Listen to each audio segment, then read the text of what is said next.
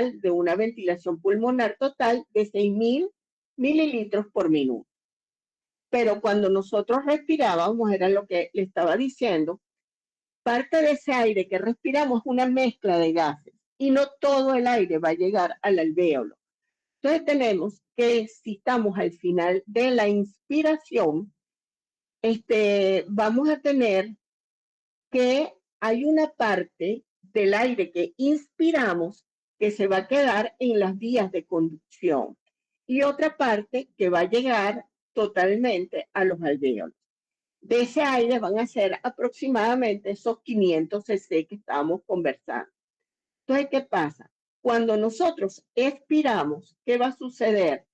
Va a salir una parte que serán aproximadamente 150 cc de un aire limpio que habíamos inspirado que se quedó en esa vía de conducción y van a salir unos 350 cc de aire que viene de los alvéolos. Ese aire va a ir mezclado. Entonces, a ver, creo que alguien quiere.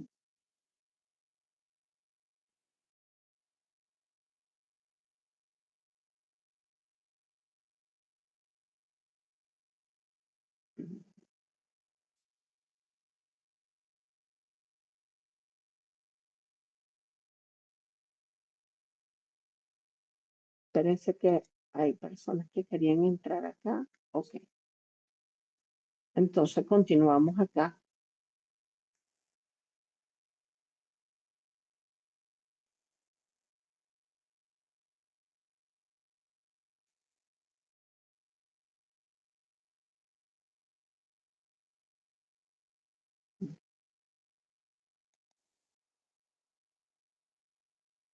Ok.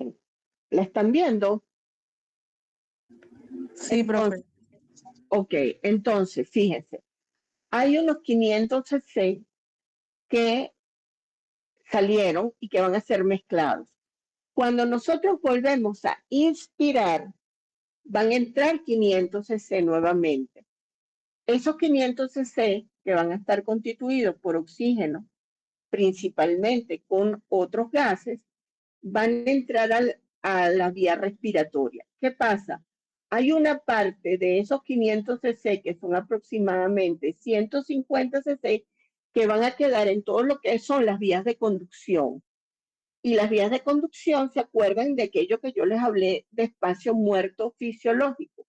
Bueno, ese espacio muerto donde no va a haber intercambio son estos 150 cc y van a entrar al alvéolo 350 cc de aire, vamos a decir entre comillas, limpio, con una cantidad mayor de oxígeno que de otros gases, ¿ok? Que de CO2 en este caso. Pero adentro tenemos que hay una cierta cantidad de aire que va a quedar ahí, que es un aire viciado que es aproximadamente 150 y que se va a mezclar con este aire que está en los alvéolos. Y esto sucede todo el tiempo. Y esto tiene una importancia particular de que el aire que entra tiene estas características, que es un aire mezclado, y que el aire que está en los alvéolos también sea un aire mezclado. Y ya vamos a ver por qué. Entonces, fíjense, aquí hay algo que estábamos viendo. Vimos que el volumen aproximadamente del espacio muerto son 150 cc. ¿Cómo nosotros, cuántos? 150 mililitros. ¿Cómo nosotros podemos saber cuál sería el volumen alveolar? El volumen alveolar lo podemos calcular con el volumen corriente, ¿ok? Que es la cantidad completa de aire que entra, menos el volumen de ese espacio muerto. Si nosotros restamos eso, nos va a decir que el volumen alveolar son 350 mililitros, que son estos 350 mililitros que están acá. De ahí salen esos 300 mililitros. Entonces, ¿cómo nosotros podemos saber cuál es la ventilación alveolar? Bueno, la ventilación alveolar va a estar dada por el número de respiraciones. Yo en este caso puse 15 respiraciones por minuto por esos 350 cc o mililitros de volumen que entra de volumen alveolar. Eso me va a dar la ventilación alveolar. Y la ventilación alveolar con 15 respiraciones por minuto va a ser de 5.250. ¿Ok? Si ustedes quieren saber cuál es la ventilación del espacio muerto, multiplican ese espacio muerto. ¿Por qué? Por el, eh, la frecuencia respiratoria que utilizaron para la ventilación alveolar y van a tener la ventilación de ese espacio muerto, que sería aproximadamente 2.750. Y si nosotros sumamos, queremos saber cuál es la ventilación total, sumamos esa ventilación del espacio muerto con la ventilación alveolar y podemos obtener en este caso, como yo lo hice con este valor, 7.500 mililitros. O sea que serían 7 litros, 5 aproximadamente con este valor. Ustedes pueden jugar con estos valores y utilizar aquí en vez de 15, poner 12, poner 10, poner 20.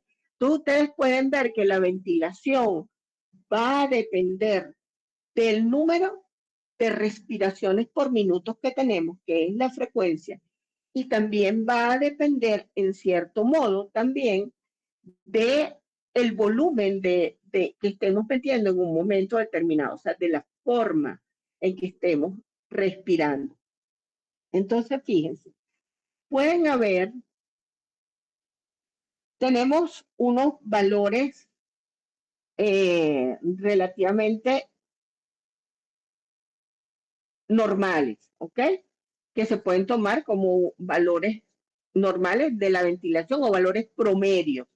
Entonces tenemos que la ventilación pulmonar total es aproximadamente 6 litros, pero 6 litros a 12 respiraciones por minuto les puedes dar 6 litros, pero puede tener un rango, ¿ok? En función al número de respiraciones que sean. La ventilación alveolar también, 4.2 litros por minuto, también en relación a la frecuencia respiratoria. La ventilación voluntaria máxima, que puede ser entre 125 y 170, y la frecuencia respiratoria, que como les dije, es un valor que puede oscilar entre 12 y 20 respiraciones por minuto. Ahora, ¿por qué es importante lo que les estaba diciendo acerca de esa mezcla de gases que se realiza cuando respiramos? Existen dos mecanismos que van a gobernar el transporte de gases del pulmón. Uno es el transporte mecánico convectivo, ¿ok? Y el otro es el flujo difusivo o de difusión molecular. El transporte mecánico convectivo es un transporte unidireccional de las moléculas que va desde la boca de la persona, ¿ok? Y fluye totalmente a través de la boca, la tráquea, hasta llegar a los alvéolos. Y es generado por los músculos respiratorios. Pero si solamente existiera este mecanismo, habría un cambio muy brusco de concentración entre el gas inspirado y el gas residual. Y para eso existe este mecanismo difusivo que lo que va a hacer es atender a igualar las concentraciones de los gases y por lo tanto hacer que sean homogéneos dentro del alveolo. Entonces, la difusión molecular es un proceso en el cual las moléculas se van a mover de manera aleatoria, como se puede ver aquí, para compensar ese gradiente de concentraciones. Y esto hace que se mezcle el gas alveolar y alcancen la membrana alveolo-capilar. Pero entre esto hay algo que se llama frente de difusión. Entonces, tenemos que todo esto está muy relacionado. Acuérdense que el pulmón se va dividiendo hasta llegar a los alvéolos. Entonces, eh, todo el flujo que entra en las vías aéreas de conducción más grandes, o sea, más cercanas a la boca, las velocidades son muy altas, lo que determina que la contribución del flujo difusivo molecular sea mucho menos. Entonces, ¿qué pasa? En la parte posterior, o sea, en la parte final, donde tenemos el flujo de difusión molecular, este, hay un momento en que hay una parte media donde desigualan estos flujos, que es el frente de difusión. Ese frente, un momento, permiso.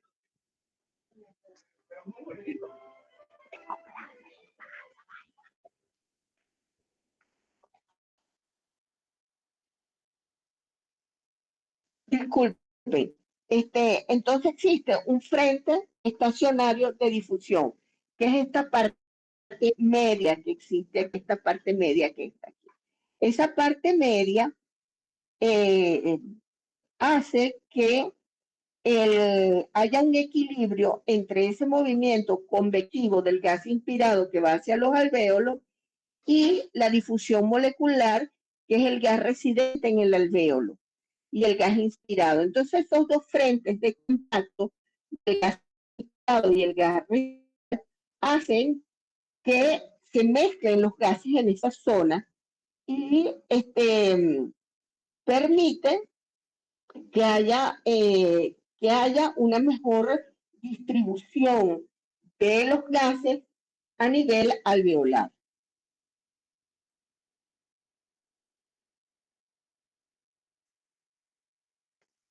Entonces, para que todo esto se vaya produciendo, o sea, todos estos ciclos respiratorios y que se muevan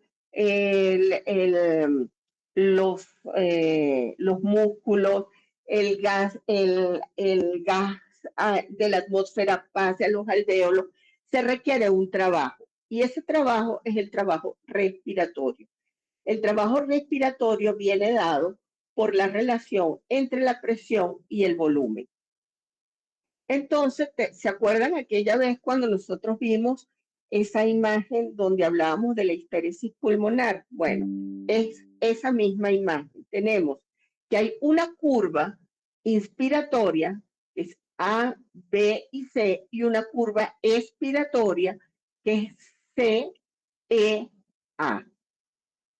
¿Se acuerdan que hablamos que para una misma presión los volúmenes pulmonares eran diferentes durante la inspiración y durante la expiración? Esto es lo que se puede ver aquí. Luego tenemos que esta línea del medio nos va a hablar de la distensibilidad pulmonar, que va a estar representada por la línea A, C y F. Entonces,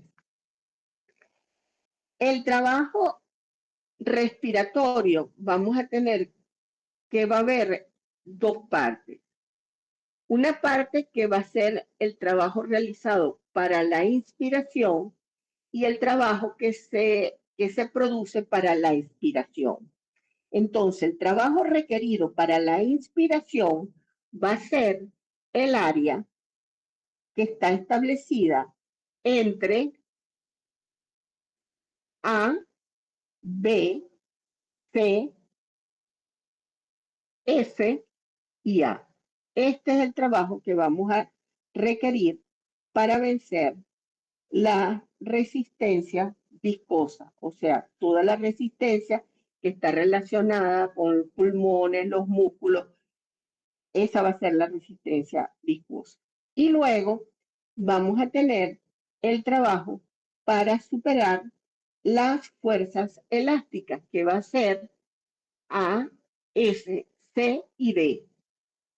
Estos dos juntos están representando el trabajo necesario para poder requerido para vencer, hacer la inspiración y vencer la resistencia de las vías respiratorias y de los tejidos. O sea, que es el trabajo que tendría que hacer para realizar la inspiración. Entonces, cuando mayor sea la resistencia de las vías respiratorias o la velocidad del flujo inspiratorio, más negativo, más se va a hacer hacia la derecha. Ahora, en relación a la expiración, tenemos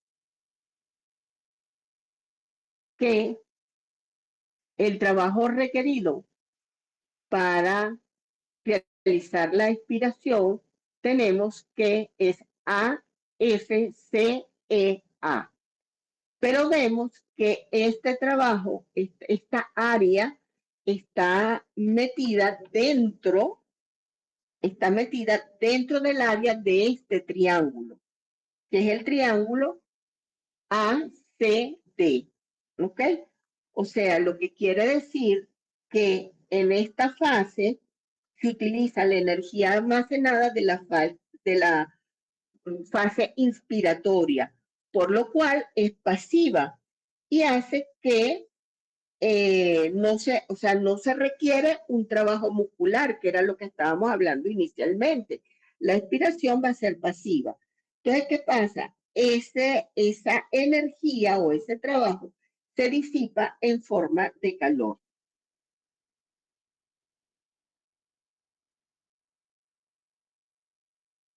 Y luego tenemos la distensibilidad pulmonar, que va a estar representada, como les dije, con las líneas A, F y C, y está relacionada con la curva de presión-volumen, es lo que llaman la derivada, que sería esto de presión-volumen del trabajo respiratorio. Entonces, ¿qué pasa en este caso? Cuando nosotros tenemos las personas que tienen enfermedad pulmonar, vamos a tener que esta curva o estas áreas se van a desplazar en función al trabajo que produce su problema respiratorio. Entonces podemos ver de repente en la gráfica C, en donde hay de repente una persona con una fibrosis pulmonar, entonces tenemos que el pulmón requiere un gran trabajo respiratorio.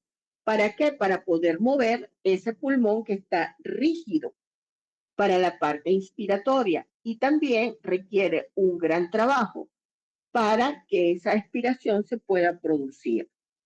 También tenemos, por lo menos en la B, donde ustedes ven que se desplaza la, eh, la, la línea media, se desplaza hacia la derecha. ¿Por qué? Porque es un patrón obstructivo.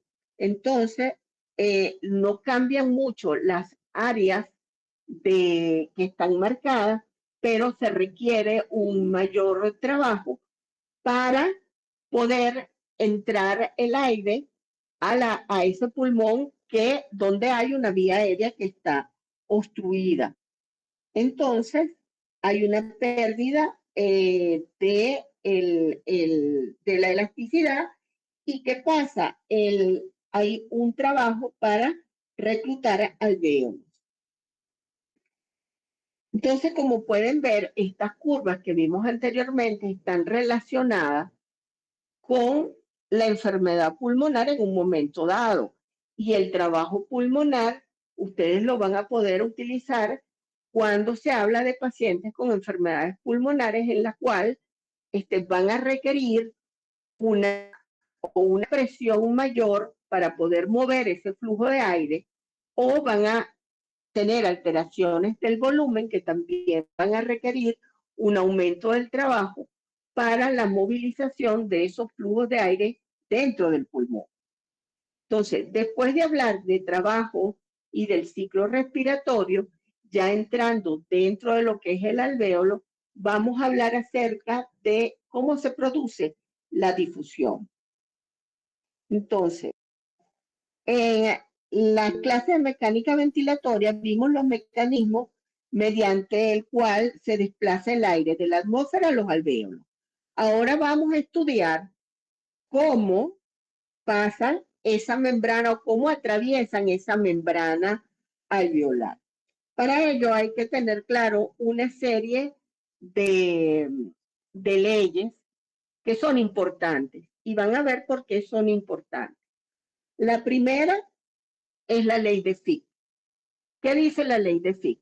Que para que haya difusión de un gas va a depender de las diferencias de presión a ambos lados de la membrana, va a depender del área o la superficie de esa membrana y va a depender de el ancho de esa membrana. Va a ser inversamente proporcional al ancho o al espesor de esa membrana.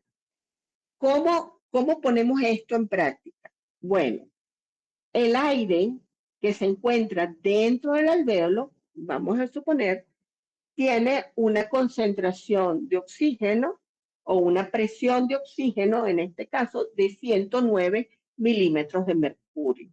Pero resulta que la presión de oxígeno que está del otro lado, ¿ok?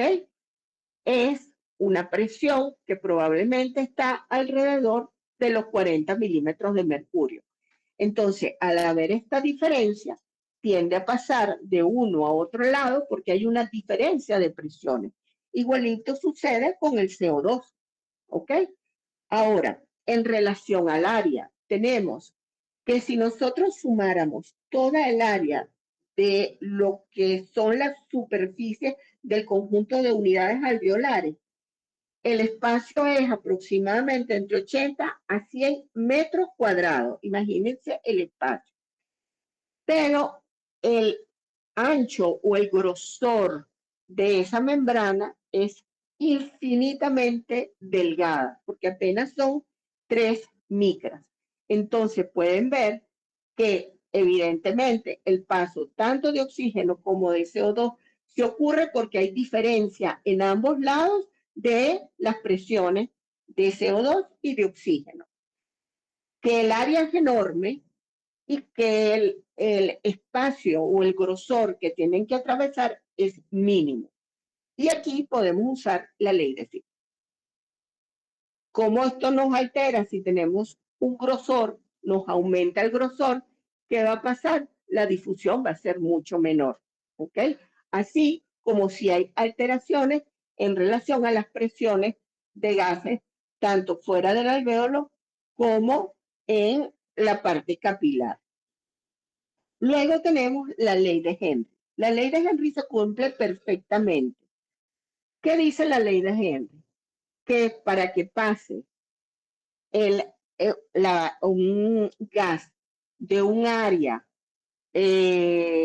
gaseosa a un área líquida, tiene que haber una diferencia de presión entre ambos.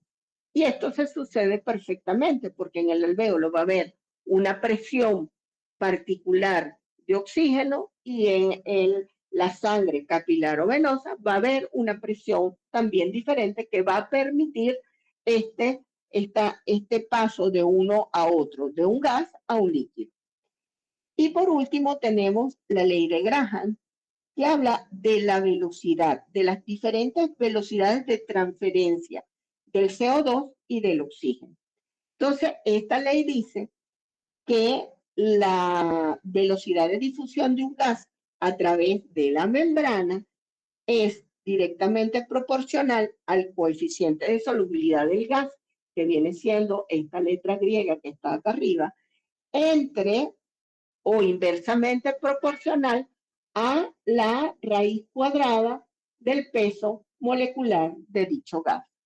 Entonces, aquí tenemos que tanto el oxígeno como el CO2 tienen diferentes pesos moleculares y ambos tienen diferentes coeficientes de solubilidad, siendo el CO2 más soluble que el oxígeno. Por lo tanto, si aplicamos esta ley, tendríamos que el CO2 difunde 20 veces más rápido que lo que podría difundir el oxígeno.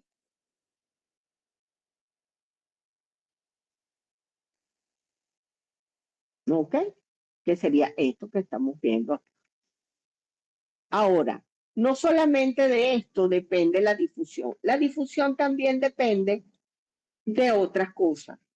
Una de ellas es la velocidad de, del gas a través de la membrana para unirse a la hemoglobina y la perfusión sanguínea, o sea, la cantidad de sangre que llega a las unidades alveolares. Entonces, aquí tenemos dos ejemplos que podemos ver. Uno, el del monóxido de carbono y el del óxido nitroso. Empezando con el monóxido de carbono se desplaza rápidamente a través de la membrana alveolo capilar. Esto es debido a que aumenta el contenido de monóxido de carbono en la célula. Él pasa rápidamente, como podemos ver aquí, y como sin que prácticamente haya una diferencia de presión parcial entre ambos lados. Entonces, él pasa rápidamente y no hay un cambio de presión importante y el gas sigue pasando. Entonces, está claro, por tanto, que la cantidad de monóxido de carbono que va a llegar a la sangre va a estar limitada por las propiedades de difusión de la membrana alveolo capilar y no por la cantidad de sangre disponible. Entonces se dice que la transferencia de monóxido de carbono va a estar limitada por la difusión, o sea, por el paso a través de esa membrana. En relación al óxido nitroso, que el óxido nitroso, él no se produce ninguna combinación con la hemoglobina.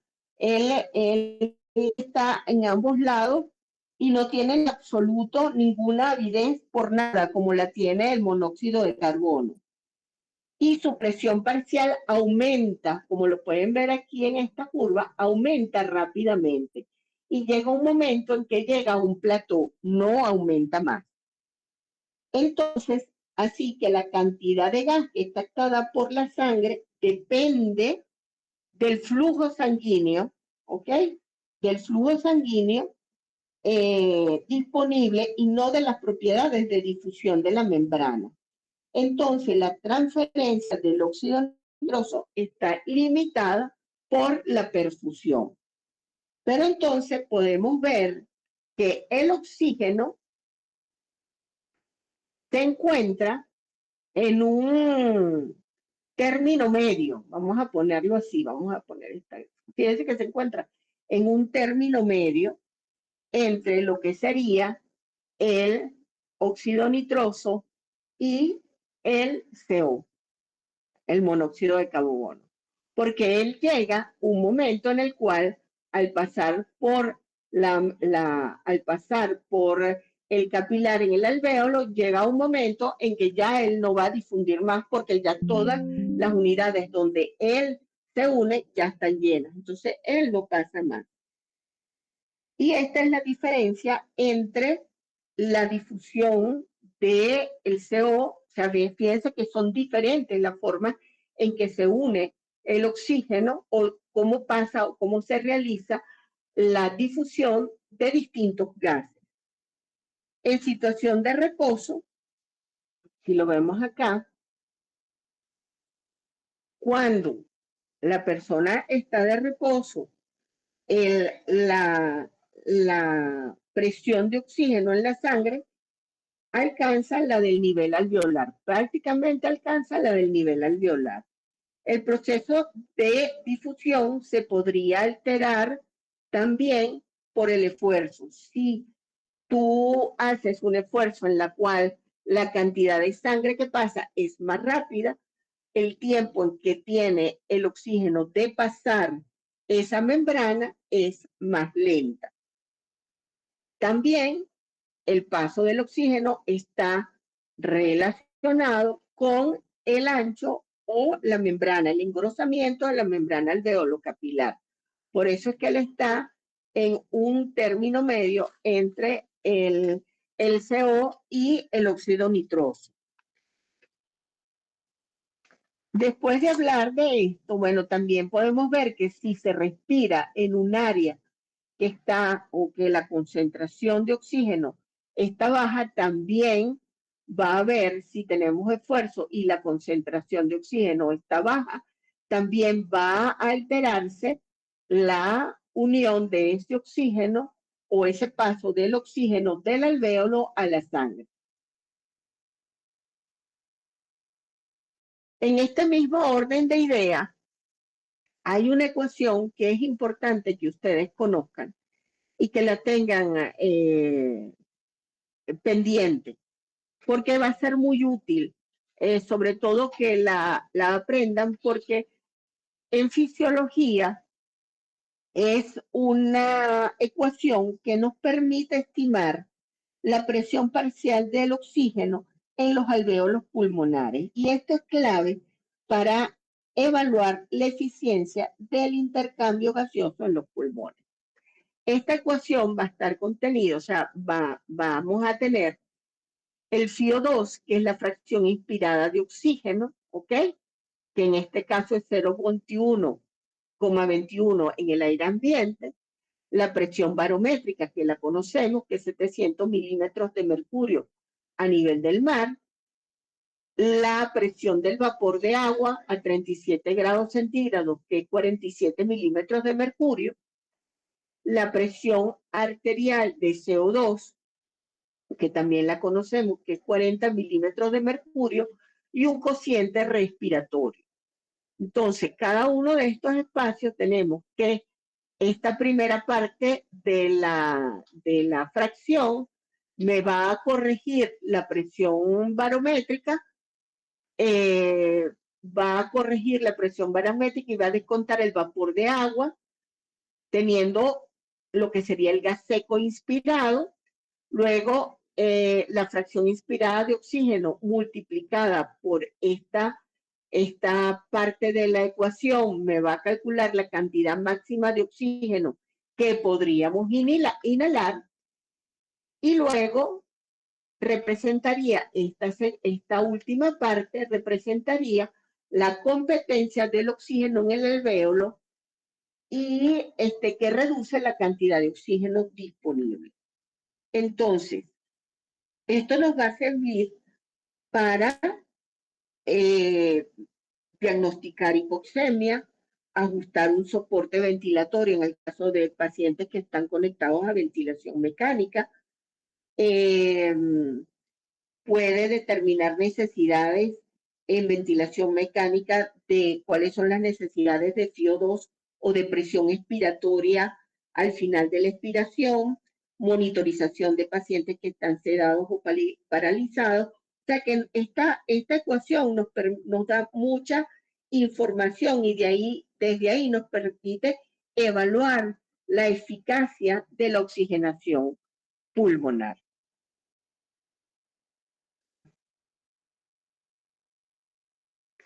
Continuando dentro de este orden de ideas, tenemos aquí, bueno, lo que ya les había explicado, que nos sirve para diagnóstico de hipoxemia, ajuste del soporte ventilatorio, diferenciación de distintas causas de presión arterial baja de oxígeno. Y continuando, al terminar esta parte de la circulación de la ecuación del gas alveolar, comenzamos con lo que es la circulación pulmonar. Ya ustedes vieron todo lo que era la circulación sistémica. Y la circulación sistémica es diferente a lo que es la circulación pulmonar. Una, el objetivo principal es la conservación de la vida porque aporta oxígeno a todas las células de todos los órganos del ser humano. Y la circulación pulmonar, en contraste, lo que va a producir es que su función es cambiar esa sangre que viene de todo el organismo, que viene no oxigenada, a sangre oxigenada, que va a ser llevada nuevamente a todo el organismo. Entonces, tenemos que básicamente su función no va a ser de nutrición, sino de intercambio gaseoso. Esta va a ser la función principal de la circulación pulmonar. Y vemos que ella va a diferir principalmente en que las presiones que ella maneja son diferentes a las presiones que manejan y a la resistencia que se maneja en la presión sistémica. Entonces tenemos que si vemos acá, la presión de la aurícula izquierda y derecha son, bueno, relativamente bajas, pero si vamos a las presiones de los ventrículos, vemos que la presión del ventrículo derecho es mucho menor que la presión del ventrículo izquierdo. Y en armonía con estas bajas presiones que ven en la pared arterial pulmonar, las ramas, las características de la estructura vascular de la circulación pulmonar es muy diferente y está en contraste de lo que los vasos de la circulación sistémica, los cuales son gruesos, tienen membranas, tienen una íntima, tienen la parte muscular es importante. En cambio, la pulmonar sí tiene músculo liso, pero este músculo liso es muy delgado. Tiene elastina, pero esta elastina también es muy delgada. Por lo tanto, sus presiones van a ser diferentes a las presiones que se van a ver en la circulación sistémica. Entonces, vamos a ver que va a haber vasos que van a ser alveolares, vasos que van a ser extraalveolares y vamos a tener vasos que se van a encontrar en el hilio pulmonar.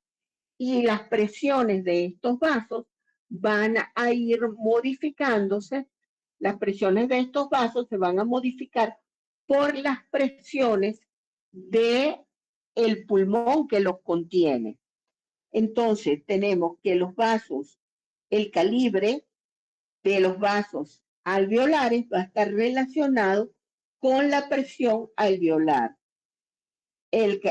La presión de los vasos extraalveolares, que generalmente van a acompañar al bronquio, a los bronquiolos, tanto las arterias como las venas, que van a estar metidas dentro del parénquima pulmonar, va a estar afectado por las presiones pulmonares y el volumen pulmonar. Y las presiones a nivel del hilio va a estar relacionada con la presión intrapleural. Entonces, esto va a determinar cambios en lo que se refiere a las presiones.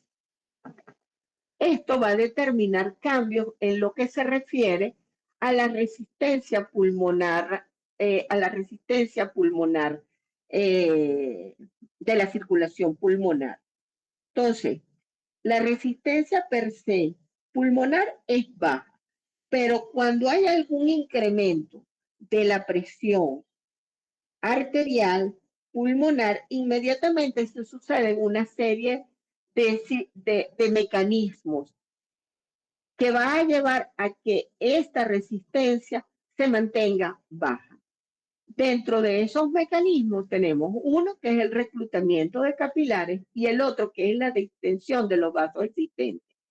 El reclutamiento de capilares tenemos que a veces dentro del pulmón vamos a tener capilares que van a estar vacíos u otros medianamente abiertos. Entonces, ¿qué pasa? Si es necesario, estos capilares se van a abrir y a través de ellos va a pasar sangre y de esta manera baja la resistencia vascular. Y por otro lado, tenemos la distensión. Cuando estos vasos todos están llenos, se distienden levemente estos vasos pulmonares para también disminuir la resistencia vascular. Estos mecanismos no son uno primero y otro después, sino que realmente acontecen juntos, dependiendo a las necesidades en un momento determinado. Y esto básicamente ocurre para proteger y acomodar el ventrículo derecho de una sobrecarga. Además de estos mecanismos, también ellos tienen la capacidad de cambiar de forma. Sobre todo, los capilares individuales, ellos pueden cambiar de forma. Entonces, de pasar a una forma aplanada a un perfil circular. Y esto hace que también disminuya la resistencia. Otra de las mecanismos que se ocurre es que a veces por la presión externa puede haber un cambio que estiran estos vasos y hace que también al aumentar el diámetro de estos vasos disminuye también la resistencia. Entonces, todos estos mecanismos se están coexistiendo eh, conjuntamente. Otros mecanismos que tenemos va a estar relacionados con lo que se viene a dar los volúmenes pulmonares. Recuerden que tanto el alvéolo como estos vasos, en el alvéolo, la separación entre lo que es el alvéolo y el capilar es mínima. Eso es una separación casi imaginaria, lo que hay en esa separación. Entonces, las presiones que se ejercen dentro del alvéolo se van a transmitir a ese capilar. Al igual que los cambios que se producen de volumen alrededor de los vasos también van a producir alteraciones, ¿ok? En relación al volumen pulmonar. Si hay volúmenes pulmonares muy altos, va a predominar la tracción radial y el calibre vascular va a disminuir, el calibre vascular va a aumentar y la resistencia va a disminuir. En volúmenes pulmonares quizás no tan altos, va a predominar, acuérdense que hay y sobre todo en los vasos que son extraalveolares, hay una leve musculatura lisa alrededor de estos vasos y elástica, y ellos van a tener una retracción elástica. Por lo tanto, el calibre vascular puede disminuir y mantener la resistencia o aumentar la resistencia. Hay otro concepto importante que es, a ver si lo puse acá. Ajá. Hay otro concepto importante que es la presión crítica de apertura, que es la presión mínima que se requiere para abrir los vasos en casos en que el pulmón pierda volumen.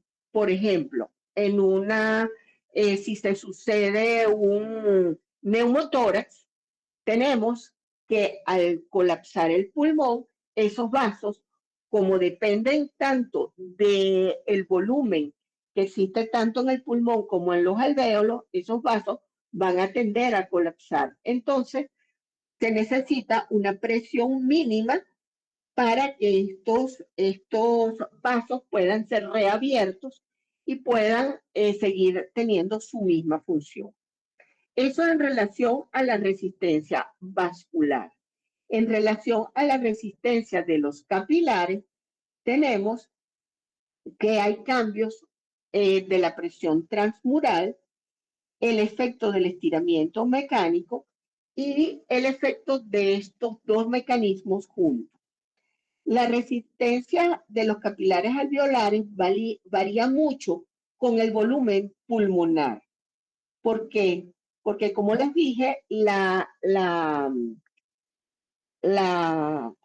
diferencia que hay entre el capilar y el alvéolo es mínima. Entonces, al inspirar profundamente, ¿qué va a pasar? La presión intraalveolar, si aumenta mucho, va a comprimir la luz del capilar. y esto nos podría aumentar la resistencia. Lo mismo pasa en el estiramiento mecánico.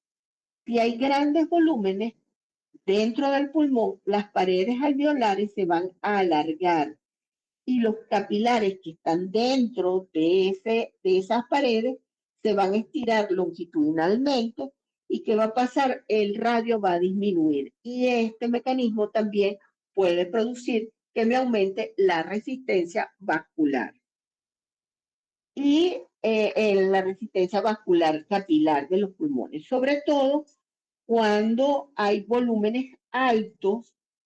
Este efecto combinado puede aumentarme notablemente la resistencia capilar. Okay. En relación a la influencia del volumen pulmonar,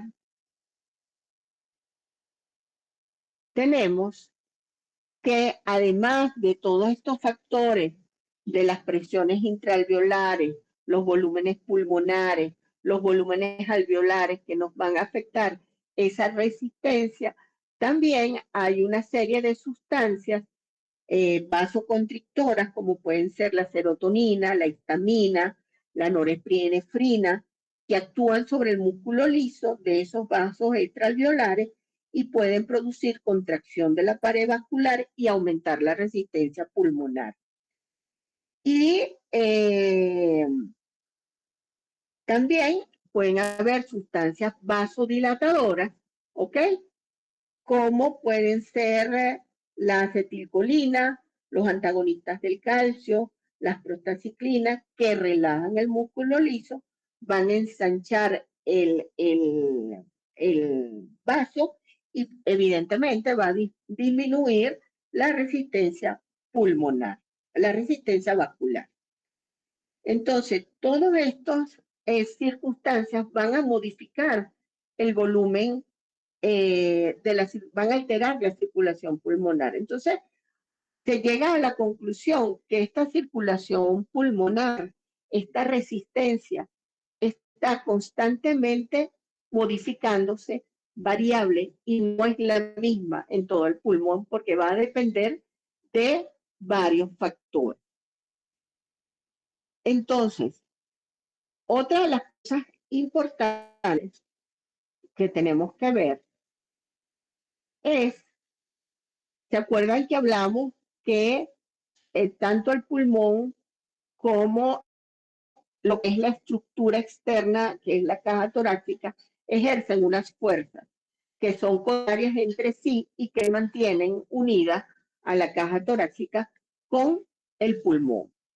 Pero resulta que esas fuerzas y esas presiones no son iguales en todo el pulmón. Y tenemos que las presiones a nivel del vértice van a ser mayores que las presiones que se ejercen en la base del pulmón, lo que está pegado al diafragma. Otra de las características que tenemos es que el pulmón se encuentra, vamos a decirlo de esta manera, unido al vértice de la caja torácica y está reposando sobre el diafragma. Y aquí la gravedad tiene un efecto que vamos a ver, o sea, los vértices pulmonares, o sea, el peso del pulmón va a hacer que ese pulmón descanse sobre el diafragma y eso va a tener unas características particulares.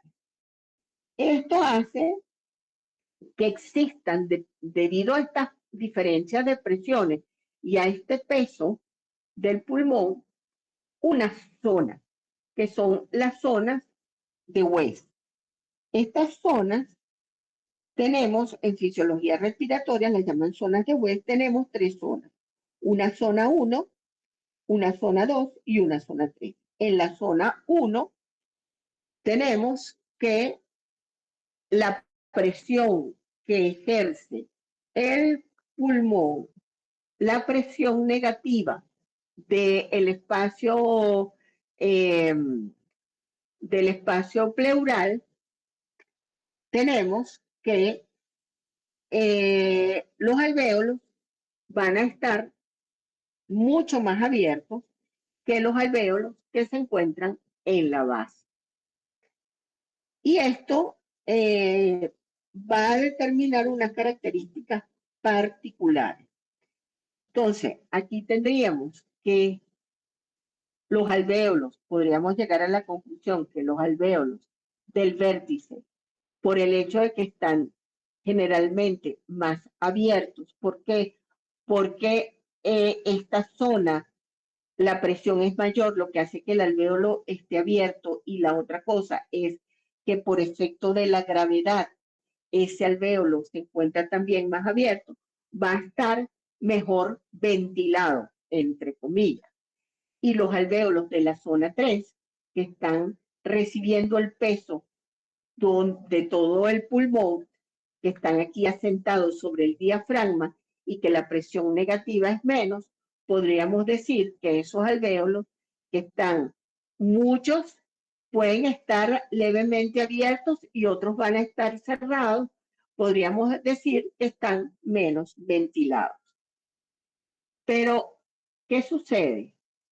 Si nosotros vemos esto, tenemos que los alvéolos que están en la zona 1, al estar abiertos todo el tiempo, la diferencia de, de modificación de ellos es muy pequeña, porque ellos permanecen todo el tiempo abiertos.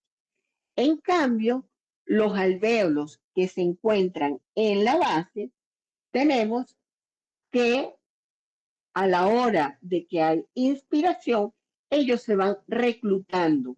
Entonces, podríamos decir que, bueno, sí, están menos ventilados, pero a la hora que se requiere ventilarlos, hay muchos más alvéolos que pueden abrirse en la base que en el vértice, porque en el vértice están generalmente más abiertos. Entonces tenemos que en la zona 1 hay alvéolos más ventilados por unidad alveolar, pero no por unidad de superficie. O sea, son menos los alvéolos en total que están en el vértice. En cambio, la base probablemente están menos ventilados por unidad funcional, o sea, por alvéolo, pero están mejor ventilados en función a unidad de superficie, porque hay muchos más alvéolos que pueden ser en un momento dado captados. Esto es en relación a la ventilación. En relación a la perfusión, tenemos, ya esto ustedes lo vieron anteriormente, el pulmón se comporta como un sistema de conducción vertical en la presión hidrostática. Entonces tenemos que la presión hidrostática es mayor en la base, ¿ok? Que por efecto de la gravedad, que en la parte superior. Este fenómeno también va a determinar importantes diferencias en lo que se refiere a la perfusión de estas tres zonas de las que hablamos anteriormente.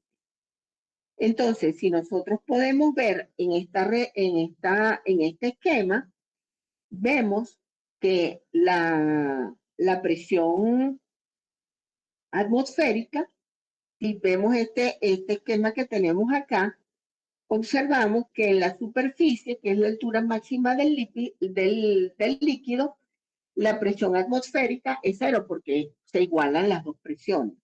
Pero en la medida que la altura disminuye, la presión va a aumentar y el líquido va a caer cada vez más lejos. En el fondo del recipiente, donde la altura es cero, la presión es máxima, que va a ser 40 centímetros de agua con respecto a la superficie. Y aquí también tenemos que la fuerza de gravedad es el principal determinante de esta distribución desigual de la perfusión.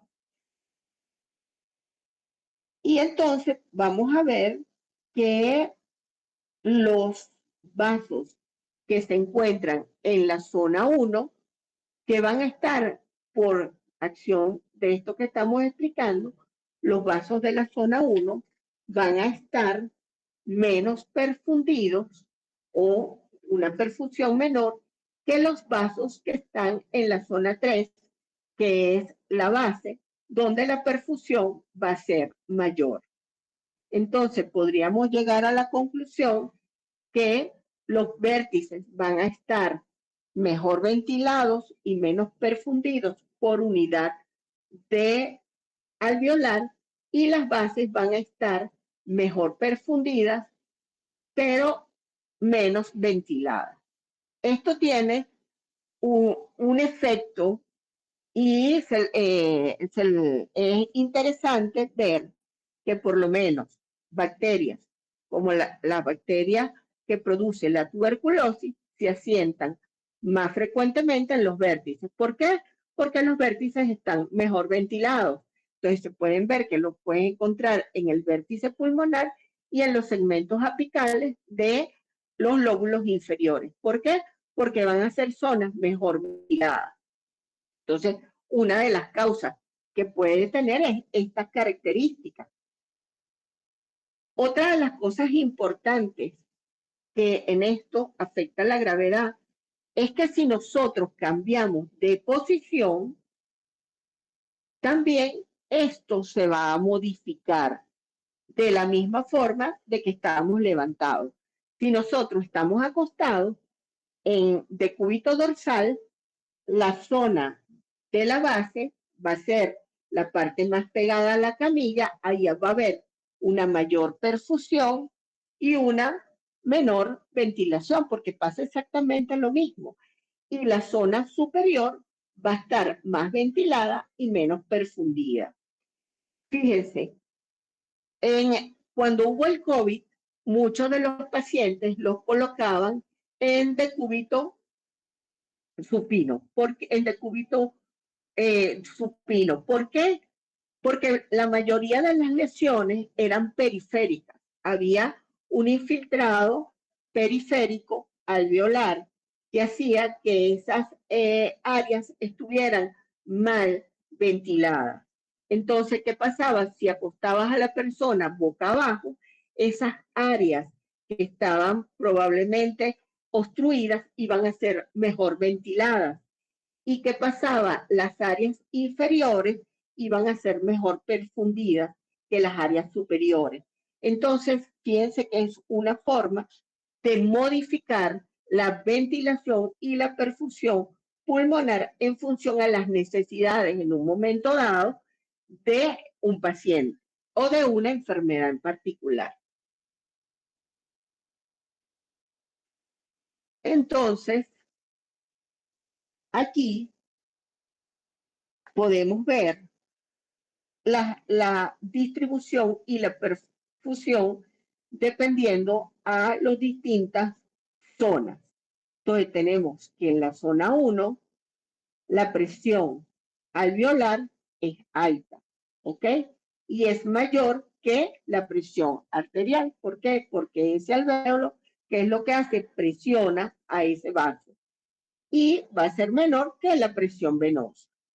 En la zona del medio tenemos que la presión arterial, por estar a este nivel, va a ser mayor que la presión alveolar y va a ser mayor que la presión venosa. Y en la zona 3, que es la zona inferior, el flujo de sangre es mucho mayor y la presión arterial y la presión venosa van a ser mayores que la presión alveolar. Esto relaciona tanto el flujo como, o sea, las presiones, tanto alveolares como las presiones de los vasos pulmonares.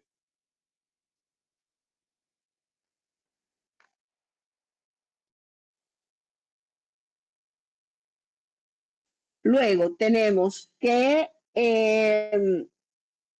para que se suceda la ventilación y la perfusión, es indispensable que haya dos elementos principales. Uno, la ventilación adecuada y otro la perfusión óptima, que sería este primero que estamos aquí, que es la unidad funcional, en donde un alvéolo tiene que estar lleno de aire y el vaso que lo acompaña debe estar con sangre para que se pueda hacer el intercambio de los gases. Y esto es muy importante. Entonces tenemos que hay varios tipos de unidades en las cuales pueden alterar esa ventilación y esa perfusión. Tenemos que hay unidades en las cuales pueden estar bien ventiladas, pueden estar bien ventiladas, pero el flujo de, de sangre que pasa por ahí no es adecuado, bien sea porque la arteria está obstruida o porque no puede haber el paso. Estas son unidades de espacio muerto, donde tenemos un alvéolo que está lleno de aire, más no tenemos una buena perfusión. Tenemos unidades en las cuales tenemos buena cantidad de sangre que pasa por ese vaso, pero resulta que el alvéolo no funciona. Estas unidades se llaman unidades de Chull o de cortocircuito. Y luego tenemos unidades que llaman unidades silenciosas, en las cuales ni hay un alvéolo que se llene, ni hay un capilar por el cual pase sangre. Entonces son unidades donde no hay ni ventilación ni perfusión. Entonces podemos tener que hay varios tipos de unidades. Unidades bien perfundidas pero mal ventiladas, unidades mal ventiladas pero bien perfundidas, o unidades en las cuales no hay ningún tipo de intercambio gaseoso y no existe, que son las unidades silenciosas, y no hay ningún tipo de intercambio.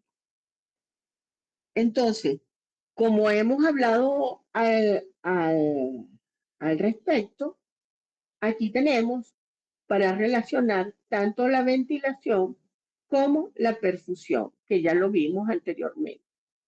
¿Qué pasa con los alvéolos del vértice?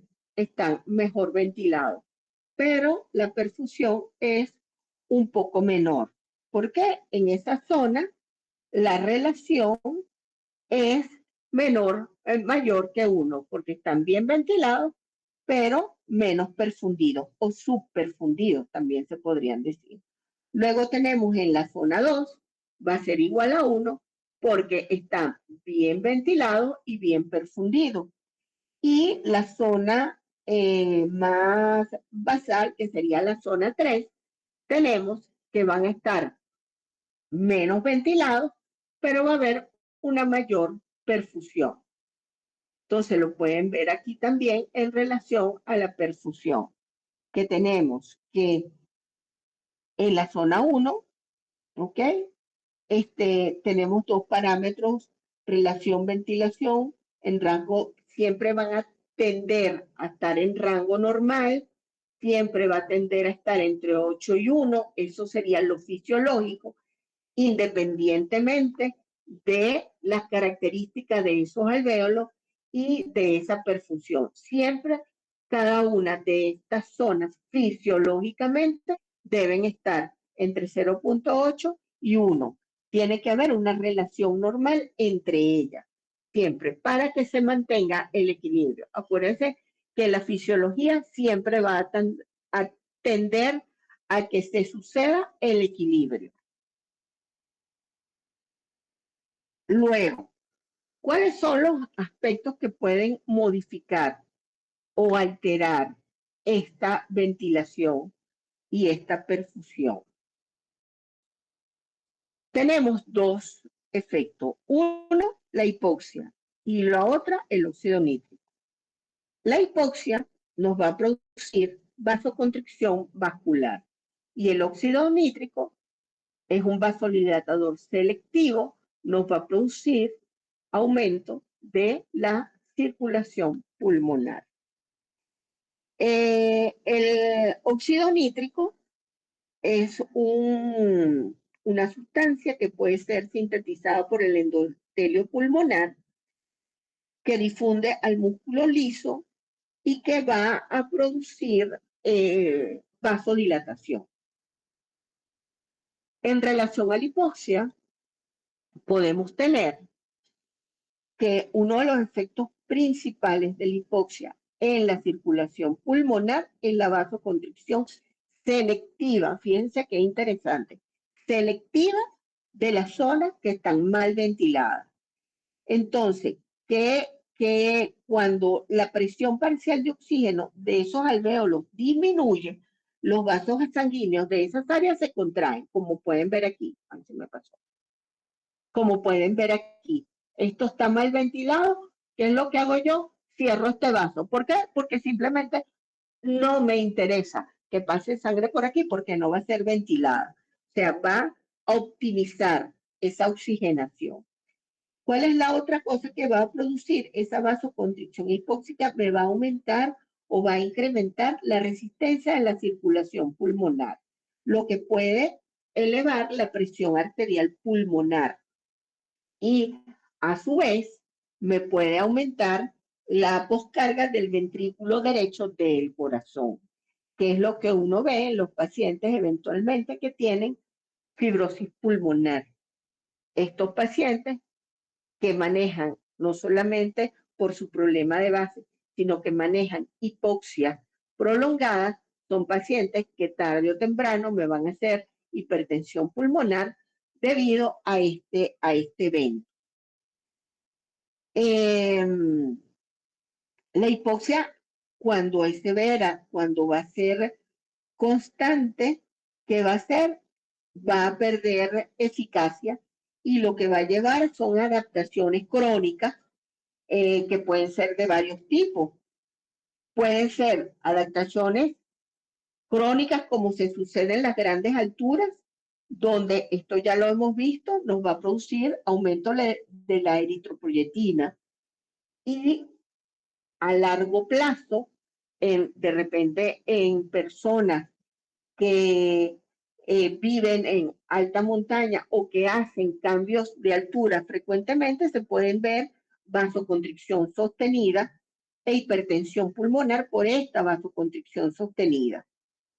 Y también puede perder eficacia de la vasodilatación en esas áreas no ventiladas y va a aumentar el shunt, empeorando la hipoxemia, porque van a haber zonas que van a estar mal ventiladas y van a estar mal perfundidas. Entonces, eso me va a producir que esta hipoxia, que en un momento inicial puede tener un efecto positivo, me va a producir un aspecto negativo y va a terminar produciendo enfermedad pulmonar. En relación al óxido nítrico, es muy interesante, puesto que el óxido nítrico, el óxido nítrico es producido por el endotelio vascular pulmonar y en procesos tanto fisiológicos como patológicos puede ser medido y nos puede indicar, entre otras cosas, inflamación. Tanto es así que hay algunos espirómetros y algunos aparatos que nos miden esa concentración de óxido nítrico porque nos está diciendo que hay una inflamación de ese endotelio vascular o de ese endotelio pulmonar y es un índice inicial de enfermedad pulmonar. Entonces, el óxido nítrico es un mensajero gaseoso que participa en muchos procesos fisiológicos y patológicos del cuerpo humano. En el endotelio vascular y en el epitelio de las vías aéreas, ella nos va a producir un efecto vasodilatador. ¿Por qué? Porque él es un mediador, ¿ok? De el músculo liso y produce vasodilatación por un mecanismo de acción pulmonar. ¿Qué es lo que hace? Es un mecanismo en el cual se produce L-arginina, difunde a través de las células del músculo liso, activa la guanilatosa y aumenta el GMP cíclico, disminuyendo las concentraciones de calcio en el músculo liso intracelular, provocando relajación de ese músculo liso. Entonces, hay receptores,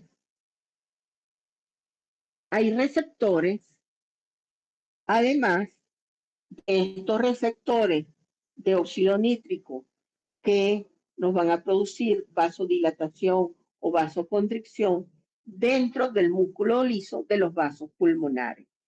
Y estos receptores son receptores que pueden ser alfa-1 adrenérgicos, pueden ser receptores beta adrenérgicos y receptores muscarínicos que tienen efecto sobre los vasos pulmonares. Algunos pueden producir relajación del músculo liso, otros pueden producir un aumento del calcio intracelular y producir contracción del músculo liso, como los alfa-1 adrenérgicos, o los beta-adrenérgicos, como la adrenalina, que pueden producir vasodilatación. También hay receptores de endotelina que promueven la vasoconstricción. Hay neurotransmisores también que pueden actuar y hormonas que pueden actuar sobre la contracción o no de los vasos pulmonares. Entonces llegamos a la conclusión de que la circulación pulmonar tiene muchos mecanismos, no solamente mecanismos, sino sustancias y eventos fisiológicos que producen variaciones en lo que es la fisiología pulmonar en cuanto a lo que se refiere lo que se refiere a la circulación pulmonar. Luego,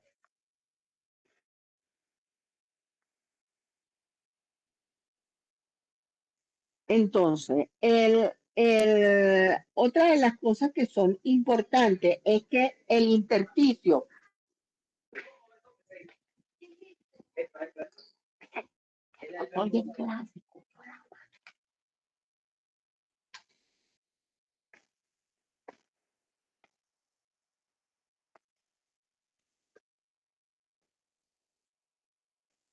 Entonces, otra de las cosas importantes es que el alvéolo debe mantenerse seco y debe haber un equilibrio dentro del pulmón, a pesar de que el pulmón, si ustedes pueden ver aquí, esta es la zona alveolar, tenemos un lado donde el intersticio es estrecho, que es los lados donde está el capilar, y otro lado que es un poco más grueso. Y esta zona hay espacios intersticiales y alveolares que está constituido por células tipo 1 y una agente tensoactivo, que es el surfactante, que impide que, a pesar de las presiones, a pesar de los cambios que se suceden, hace que el alvéolo permanezca seco y que la salida del líquido que puede haber por las presiones que se suceden no ocurra nunca dentro del pulmón.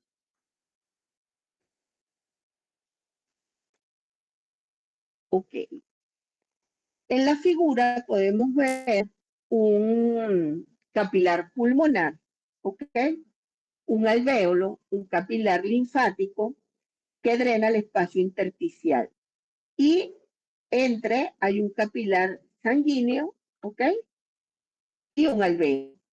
Entonces, las fuerzas de salida son ligeramente mayores que las fuerzas de entrada, lo que hace que la filtración de la membrana pulmonar es 28:1. Entonces, ese ligero flujo continuo desde los capilares pulmonares hacia los espacios intersticiales hace que el alvéolo permanezca siempre seco, a pesar de que hay líquido intersticial, a pesar de que hay linfa, a pesar de que tenemos unos vasos que están constantemente moviéndose y cambiando sus presiones, hace que el alvéolo en su interior permanezca seco. Y ese líquido que puede salir eventualmente del intersticio de la pared alveolar, ¿qué pasa? Atraviesa, puede ser de dos formas. Cuando hay cambios de presiones, atraviesa el capilar al intersticio, del intersticio va al espacio perivascular, ahí está la arteria y hace que pase el líquido, se escabulla o se salga a través de esa presión de esos espacios perivasculares que es muy baja y es un sumidero natural de líquido, o sea, por ahí se pasa todo ese líquido que eventualmente sobra. Y la forma inicial de un edema pulmonar que se caracteriza por esta congestión de estos espacios perivasculares tienden, o lo que se denomina inicialmente edema intersticial, es este edema que se produce acá, que está tratando de sacar ese líquido hacia este espacio perivascular. Cuando esa presión capilar aumenta de manera tal de que no puede escapar de esta forma, es cuando los capilares escapa el líquido a los alvéolos, que es la zona de menor presión. Y ahí empieza a aparecer los cambios alveolares de líquido que se suceden cuando hay un edema pulmonar, porque hay un fallo de alguno de estos eventos. Otra de las funciones que va a tener esta circulación pulmonar son muy importantes. Una de las funciones que hemos venido hablando, el pulmón tiene la capacidad de reducir su resistencia vascular a punto tal que ellos pueden reclutar y distender el circuito de baja presión y retener grandes cantidades de líquido sin que empiece a verse esto dentro del pulmón. O sea, él tiene una gran capacidad por ser un circuito de baja presión. Pero también tiene otra función muy importante, que es la función de filtro. Él permite que si se suceden pequeños trombos, estos entren a esta circulación y se queden retenidos en el pulmón y no vayan a otros órganos importantes o vayan al cerebro. Entonces el pulmón muchas veces actúa de filtro de esos pequeños trombos que se producen a nivel del el circuito general vascular. Otra de las funciones importantes del pulmón son sus funciones metabólicas. Hay diversas sustancias que son, así como se sucede en el riñón, sustancias que son metabolizadas por el pulmón o sustancias en las cuales se modifican a nivel pulmonar. Entonces, nada más brevemente, porque esto ya lo hemos visto en otros momentos de la fisiología, es uno, la conversión de angiotensina 1, que está catalizada por la enzima de conversión de angiotensina y que se localiza en la superficie del endotelio capilar, en las células pulmonares, y sustancias vasoactivas que se inactivan principalmente durante el paso a través de los pulmones.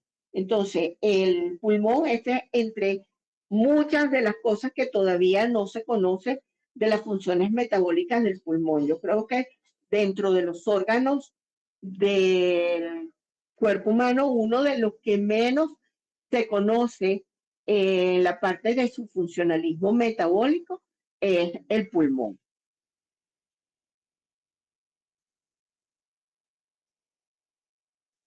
Aquí podemos ver en la siguiente lámina, y ya terminando esta clase tan larga, que tenemos que una de las sustancias eh, vasoactivas o broncoactivas son los metabolitos del ácido araquidónico, que se forman por acción de la fosfolipasa 2. Y ellos están muy relacionados con el broncoespasmo, en este caso en el asma, y está relacionada con la broncoconstricción. Y por otro lado, está la acción de la lipoxigenasa, que está de este lado, que está relacionada con los leucotrienos, que están muy relacionadas como un mediador lento de la anafilaxia. ¿Ok? Están relacionados con la parte de la alergia. Y ya para ir terminando, vamos a hablar un poco acerca de lo que es la circulación y respiración fetal. Yo me acuerdo que en una de las primeras clases hubo una de las jóvenes que me preguntó acerca de qué pasaba con el feto dentro de la barriga de la mamá y cómo era que respiraba. Bueno, la respiración pulmonar dentro del vientre materno, o sea, en el feto, no existe, pero lo que sí existe son los movimientos torácicos, que son importantes y van a ser similares a los movimientos que va a tener fuera del útero. La placenta viene a ser como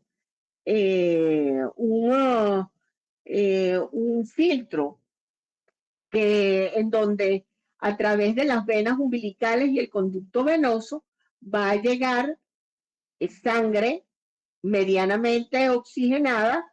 El feto está en un ambiente no solo, hipoxico, porque la cantidad de sangre de la placenta no está hecha para hacer cambio de oxígeno, sino que lo que llega es a través de ella, llega la sangre materna, y de la aurícula derecha pasa por el foramen oval a la aurícula izquierda y luego al ventrículo, y como pueden ver, esa sangre que está drenando a través de las arterias del feto es sangre medianamente oxigenada. ¿Ok? Y entonces, ¿qué pasa? Tenemos que lo que sucede es que esta sangre hay una alta afinidad porque hay una hemoglobina fetal que tiene gran, se une el oxígeno a esa hemoglobina, pero también como hay ausencia de unión de 2,3 difosfoglicerato en la hemoglobina fetal, hay mayor captación, pero sin el compromiso, sin comprometer la liberación. O sea, se une mucho, pero no hay compromiso de la liberación de ese oxígeno. Hay un volumen eritrocitario elevado porque, como dijimos, es un ambiente hipóxico, porque en la placenta no da oxígeno, el oxígeno viene del oxígeno de la madre. Y esa hipoxemia tiene también un efecto a través del ducto arterioso, y todo esto va a determinar que haya un desarrollo también de los vasos de la circulación pulmonar y de la parte alveolar. Todo esto va a contribuir al desarrollo tanto de la parte vascular como de la parte alveolar. En el momento del nacimiento, ¿qué pasa? En el momento del nacimiento, vamos a ponerlo aquí, en el momento del nacimiento, ¿qué sucede? Al pasar a través del canal del parto, ese pulmón por una parte va a salir parte de ese líquido, pero la otra situación es que en el momento que el bebé nace, por las presiones que se ejercen dentro de ese alvéolo, parte de ese líquido se va a reabsorber. Entonces, los movimientos, eh, estos movimientos que se realizan dentro de el feto son unos movimientos que preparan a ese feto para la vida extrauterina. ¿Ok? El desarrollo de todo lo que es la parte pulmonar es progresivo y justo antes del nacimiento comienza a producirse el surfactante, que es el que va a permitir que esos alvéolos permanezcan abiertos y se realice el intercambio gaseoso. Bueno, aquí hemos terminado. Aquí tienen la bibliografía. No sé si han logrado mantenerse porque esto es bastante largo. Aquí tienen la bibliografía de lo que les he escrito, de lo que les he explicado, y cualquier duda, cualquier pregunta me la pueden hacer bien sea por WhatsApp o eventualmente podemos hacer un Meet para responder las preguntas. Gracias, profe. Yo sé que esto es un tema largo y Gracias, doctora. es un tema largo y un poco complejo. Es importante que lean la bibliografía.